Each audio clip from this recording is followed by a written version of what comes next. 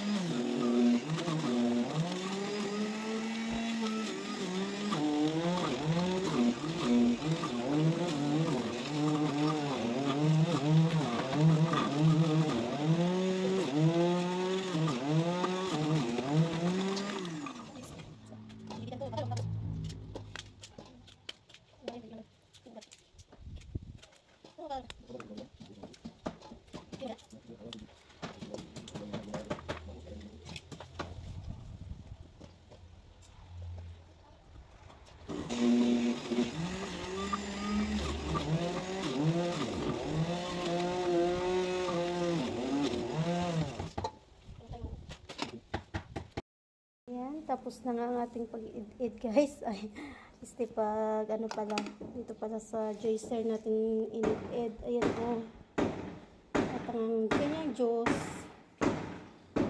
Ayan. Yan ang ating finished product. Di ba? Mas pinupay ito kaysa mano-mano. Ayan siya.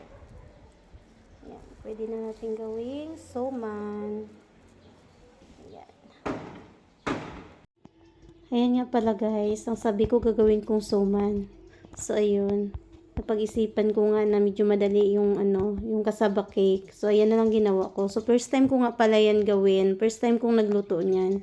So ayan, nanood lang ako sa YouTube kung paano siya gawin. Ayan na nga yung kinalabasan oh. Ayan, so yung kalahati siguro bukas ko gagawin kong suman yun. Kasi medyo marami nga eh. So ayan, tinikman ko nga dyan. Medyo may katabangan nga, medyo matabang. So ayan, pero pwede na guys. Ayan siya oh. So next time siguro magiging perfect na rin yung pagluluto ko niyan. Ayan guys, thank you for watching.